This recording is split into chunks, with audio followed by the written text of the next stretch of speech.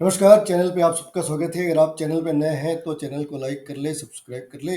और आज की कहानी स्टार्ट होती है राम मंदिर की अनसुनी कहानियों से। अनसुनी कहानियों का मतलब है आपने पीछे कुछ दिनों में बहुत सारी कहानियां सुनी होंगी, मगर ऐसी बहुत सारी कहानियां हैं जो किसी डॉक्यूमेंटेशन के अंदर नहीं है, मगर उसके हिस्टोरिकल एविडेंस है। तो आज उन्हीं कहानियों से स्टार्ट करते हैं। इनके जो भूले बिसरे युद्ध हैं उनसे क्या शुरुआत करें। तो राम मंदिर की कहानी एक साइकोलॉजी से स्टार्ट होती है। साइकोलॉजी थी इस्लाम की। इस्लाम जब भारत आया तो इस्लाम भारत में ही नहीं, इस्लाम ने हर जगह ही काम करा कि जो धर्म स्थान थे उनको तोड़कर मस्जिदें बना देना, उन्हीं के मलबों से मस्जिदें बना देना। और एक बड़ी इंटरेस्टिंग सी बात है कि इन्होंने स्पेन के अंदर भी यही करा कि जितने भी चर्च थे उसको तोड़ के मस्जिदें बना दी। लेकिन कमाल आप ये देखेंगे कि जब स्पेन ने आज़ादी ली उन सारी मस्जिदों को तोड़कर वापस चर्च बना दी।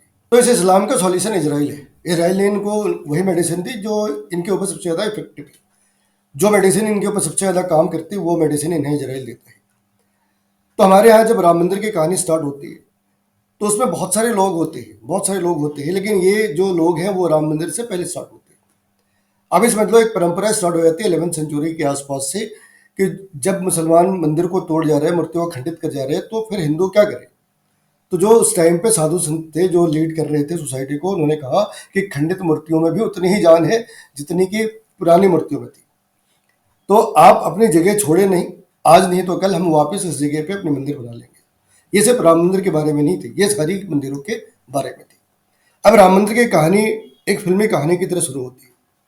सबसे पहले कहानी के अंदर एंट्री होती है ओरछा के महाराज की, मधुकर शाह। उनकी वाइफ थी महारानी कुंवर गणेश। ये बात है 1574 की।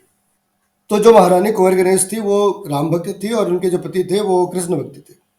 तो एक दिन इनके बीच बात हुई कि भाई आपके राम तो प्रकट होती नहीं, 50 साल हो गए, 50-60 साल हो गए, आपके राम तो प्रकट होते नहीं। तो महारानी कुंवर गणेश ओरछा से अयोध्या आती है, करीब 550 किलोमीटर। उन्होंने वहाँ पे काफ़ी सर्च करी, काफ़ी टाइम बिताया, और जब उन्हें भगवान राम नहीं मिले तो उन्होंने सरयू नदी में समाधि लेने की का प्लान बनाया। जब वो सरयू नदी में डूबने गई तो उनके पाँव के नीचे कुछ चीज़ें आके फंस गई। तो उन्होंने अपने साथ के लोगों को बोला कि जरा एक बार निकालो, देखो क्या है। तो देखा कि वहाँ रामलला की एक मूर्ति थी। ये वही मूर्ति थी, इसके बारे में कहते हैं ये वही मूर्ति थी जो वहां से तोड़कर हमलावरों ने सरयू नदी में फेंक दिया। कोई कम्युनिकेशन का डिवाइसेस नहीं थे। तो एक आदमी घोड़े पे जाता है, ओरछा के महाराज को बताता है कि वहां पे भगवान सरयू नदी के अंदर प्रकट हो गए। फिर ओरछा के महाराज ने अपनी वाइफ से कहा कि आप उस मूर्ति को लेकर, क्योंकि वो जो मूर्ति थी वो एक छोटे राम की थी, मतलब छोटे बालक की मूर्ति थी, क्योंकि जन्म स्थान था तो बालक की मूर्ति थी। तो ये तय होता है कि वो वहां से ओरछा तक मूर्ति को लेकर आने वाली है, और चूंकि मूर्ति रानी को मिली थी तो रानी ही लेकर आएगी, उसे कोई और टच नहीं कर सकता। और फिर जो लोग थे उन्होंने एक नक्षत्र बताई कि इसी नक्षत्र के अंदर यात्रा करनी है, जब ये नक्षत्र खत्म हो जाए तो यात्रा नहीं करनी है। तो रानी ने उसी नक्षत्र को फॉलो करा और 550 किलोमीटर की यात्रा 8 महीने 27 दिन में पूरी होती है। 8 महीने 27 दिन तक रानी उस मूर्ति को लेकर चलती है। और आज ओरछा में राजा राम की जो मंदिर है, राजा राम के जो मंदिर है, आप गूगल पे सर्च करोगे आपको मिल जाएगी। तो ये राम जन्मभूमि संघर्ष की वो कहानी है जो शायद लोगों से छूट गई। इस कहानी में दूसरे लोग हैं। इस कहानी का सबसे बड़ा हिस्सा आम लोग हैं। ध्यान रखना, रानी तो एक थी और ऐसे 2-4 राजा और भी थे जो लड़ रहे थे, लेकिन इस लड़ाई को सबसे ज़्यादा लड़ी उन लोगों ने जिन्हें कोई नहीं जानता। एक ब्रिटिश सर्वेयर है, उसने लिखा है कि अयोध्या की वो जो ज़मीन है वो एक साइड से धंस गई थी, परिक्रमा करने से एक साइड से धंस गई थी, और मस्जिद जो बाउंड्री वॉल थी उसका एक हिस्सा टूट गया। और वो सर्वेयर लिखता है कि यहाँ पे रामनवमी के दिन और एक और किसी दिन इतनी भीड़ होती है कि लोगों को एक साइड से दूसरे साइड ले जाने के लिए हमें नए रास्ते खोलने होते हैं। और हम ये नहीं चाहते कि आते हुए लोग और जाते हुए लोग किसी एक ही रास्ते से आए, क्योंकि इतनी ट्रैफिक की अरेंजमेंट है नहीं। उस ज़माने में ट्रैफिक ऐसे भी नहीं थी। एक जत्था रामनवमी के दिन वहाँ पे पहुँच रहा है तो आप इस बात की गारंटी ले सकते हैं कि जो दूसरा जत्था वहाँ तक पहुँचा उन दोनों में आपस में कोई कम्युनिकेशन नहीं थी।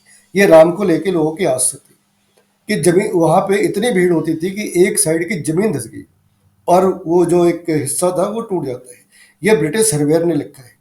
ब्रिटिश कोर्ट के अंदर 1885 में जब रघुवीरदास कोर्ट जाते हैं तो कोर्ट इस बात को एक्सेप्ट करती है कि हाँ वहाँ पे मंदिर था, उसे तोड़कर मस्जिद बनाई गई, लेकिन अब इस बात को 300 साल बीत गए तो क्या कर सकते हैं।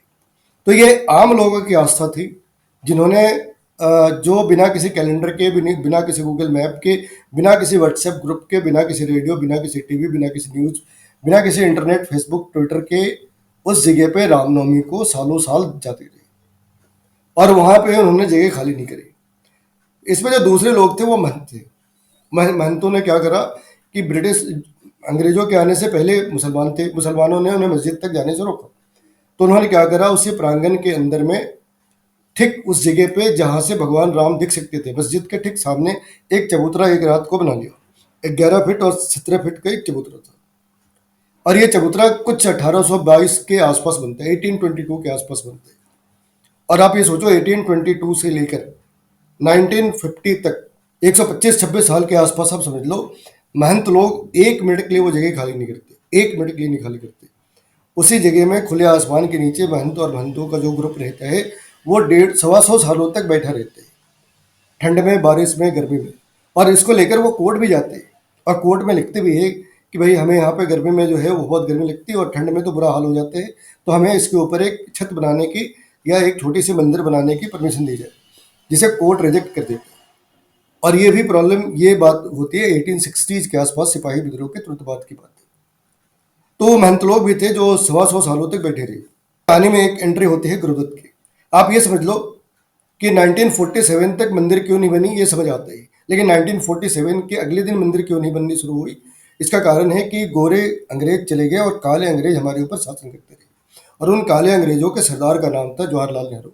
इन काले अंग्रेजों के सरदार ने 1949 में जब भगवान राम वहाँ प्रकट हुए तो उसने वो आपे से बाहर हो गया।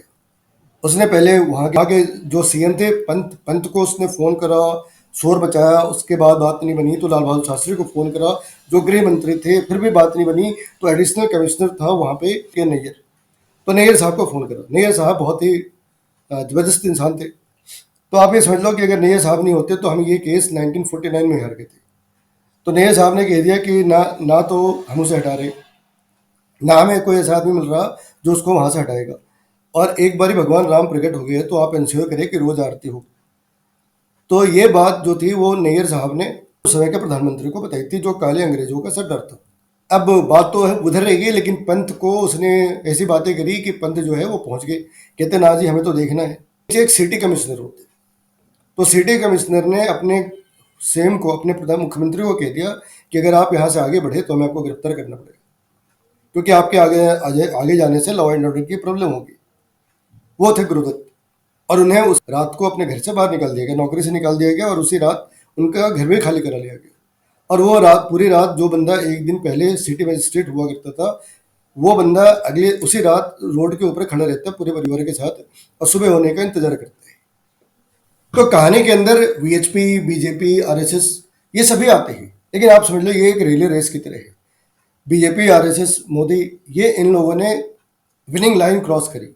आप ये मत भूलो कि रिले रेस के जो शुरुआती लोग होते हैं उनकी उस जीत में उतनी ही इंपॉर्टेंस होती है जितनी आखिरी स्टेज में बैटन को ले जाने वालों की होती है। जो लड़ाई आपको 60-70 सालों में जीतती हुई दिखाई देती है, एक्चुअली वो लड़ाई 450 साल बल्कि 500 सालों तक लड़ी गई। यानी आप जिस 60 साल को देखते हैं, आपके सामने जो 60 साल हैं, आपकी आंखों के सामने करीब करीब 450 साल नहीं है, और उन 450 सालों में 80 से ज़्यादा बड़ी लड़ाइयाँ हुई, लाखों लोग मरे हैं। तो ये जो राम जन्मभूमि है ये उसी फाइटिंग स्पिरिट को, उसी संघर्ष करने की जो इच्छा है, संघर्ष करने की जो मानसिकता है, उस मानसिकता को एक श्रद्धांजलि है। वीडियो पसंद आई हो तो लाइक करें, सब्सक्राइब करें और शेयर भी करें।